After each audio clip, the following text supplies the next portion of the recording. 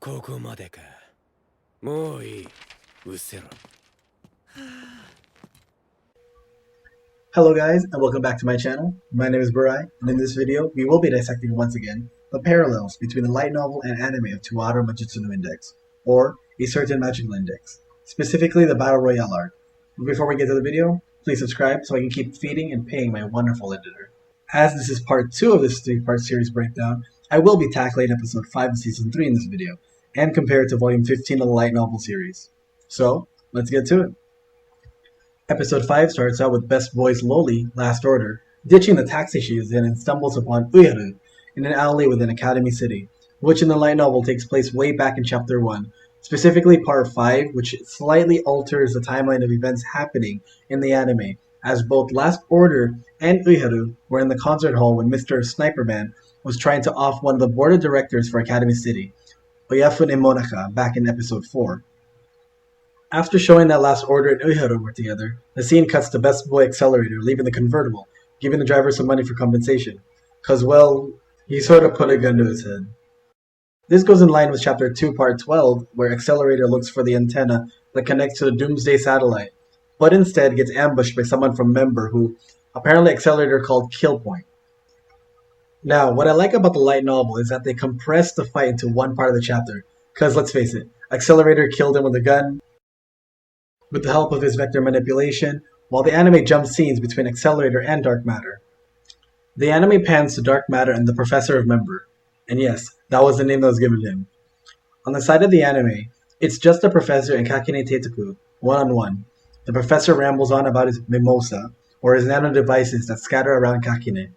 Kakine doesn't care about the Professor, and uses his Dark Matter wings to destroy part of the warehouse they were in, and defeats the Professor. Parallel to the light novel, however, Kakine arrives at the warehouse with his driver, checking out the tweezers he took so he can make a way to Alistair. Kakine then notices something that starts happening to the driver, which the light novel describes as skin disappearing from the driver's face. Then his fat disappeared, followed by his muscles. Finally, his brain disappeared, and his clothes and bones collapsed to the ground. This was due to the Professor's nano devices he called Mimosa. The Professor then uses the Mimosa to try and kill Kakine. When a small explosion occurs, the Professor leaves the warehouse, believing that Kakine had lost. A few minutes later, Kakine, with the help of his Dark Matter, destroys the warehouse and scatters the nano devices, so it won't work again. Kakine, who by the way, walks out of the warehouse with not a single scratch on him, goes up to the Professor, smiles, and says, "It's about time you had another dose of despair." The anime then cuts to the guy in the safe room, Baba Yoshio, a part of Member. This scene in the light novel was slightly altered. He had packed up his stuff and tries to escape the safe shelter he was in, knowing full well either Accelerator or Kakine could burst in easily. The shelter's maintenance control monitor pings. For security reasons, all locks have been closed, followed by the lights in the room turning red like siren alarms. He then proceeds to contact his last hope of Member, the girl that the Professor called a magician. The events that follows fall in line with the anime.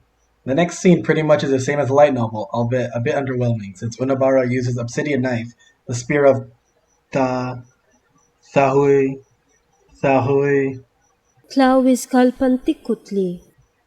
I think it might be the spear of Tlahuizcalpantecuhtli. What? at the building with the light of Venus, but it looked rather dull in the anime, just him raising his knife and the building starting to collapse. Light from Venus and the spear's obsidian flame. The next scene pretty much summarizes what happens in Chapter 3, Parts 4 and 5, with some dialogue altered slightly. The 4 members of group then regroup to interrogate a hostage they took from Block. The team then heads to the juvenile hall in District 10, which stated in the light novel houses some of Musajime's companions.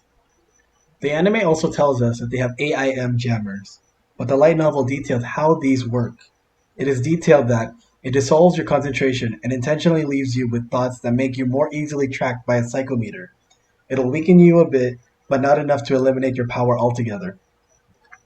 Tsuchimikado then says that Accelerator and Musujime shouldn't use their powers, since they require complex calculations. Moments later, after the bodies were found, Saltchill appeared in front of everyone. One minor change that was made was that in the light novel, Unabara was shocked at meeting her, to the point where he couldn't move. Xochitl also ripped off her Asian face to her natural look, one with dark skin and finely chiseled features. Later on, when Musujime and Tsuchimikado enter the juvenile hall, the anime skips the intro of that part, being that Musujime could feel the AIM jammers, as she felt a slight pain in her head, as well as Tsuchimikado feeling a somewhat similar sensation. It then pans out to the same part in the anime, where they encounter two members of Block. The two meet, and Block tries to strike a deal with Musujime, so they could enter the windowless building and kill Alistair. Some dialogue wasn't added in the anime, like where the two people from Block argue about whether or not they should continue to use the hostages, since the only reason they used them was to fish out Move Point, or Musujime. The two disagree, and unlike the anime where the girl slams his face into the wall, she strikes his stomach and punches into the wall due to their disagreement with the hostages. Another scene that changes is how Unabara had his obsidian knife towards his eye. In the light novel, it is explained that she pulled a feather decoration from her pocket and put it near her ear. This allowed her to use her suicide technique. One thing to clarify is when Unabara talks about how this filthy work has no place in your line of work. The light novel explains that she was a corpse worker. Essentially, she would check residual information from corpses and verify if the person's will was accurate, more or less a peaceful way to work with the dead rather than killing people. The fight scene plays out roughly the same as the light novel, with some dialogue removed about their old organization and how Unabara, or Etsali to Xochitl, is a traitor and has a fake face and has joined Academy City. Back to the juvenile cell room, however, the fight between Musujime and Teshio continues, with Teshio kicking Musujime to the wall, having her collapse a bit to the ground. The light novel plays out as Musujime gets kicked to the cell so hard she felt her body was in shock. She then hears her companion calling out her name, giving her a slight power boost. The anime depicts this in a scene where there are shadowy figures behind her, representing her companions in the cell that Block took hostage. The fight scene continues until Musujime gets her leg stuck to the ground, which is detailed in the light novel as her leg being stuck into the ground from halfway down the calf and below. She then tore her leg to get to Teshio and defeats her. Going back to Unabara and Xochitl, the anime summarizes what happens, but doesn't explain how Unabara saved Xochitl, or how Xochitl was able to have her control everyone's weapon to commit mass murder. The light novel, however, does explain this. Xochitl merged with an original of a grimoire, one that seems to link itself with Aztec culture. She explains that one of their rituals involved eating human flesh in order to deliver it to heaven. Unabara then realizes the meaning behind her spell, which is, she had dried her own flesh into a powdered form and spread it around. That powder is magically qualified as a part of her body, so she could control it like her own arms and legs just by thinking. The same went for objects, but it was closely packed around. You notice during the anime, Xochitl's body unwraps itself into a somewhat scroll, with text being visible. In the light novel, Unabara accidentally reads a few characters, and at that instant, his brain felt like it was about to split into two. He realized it was a true original grimoire. He knew the only way to save her was to accept the original in her place, as well as trick the grimoire's decision-making ability. He planned to accept the grimoire, but trick it so that it can't pass over if Xochitl dies. This way the original has to save her life. If something were to go wrong, however, he would be rewarded with death.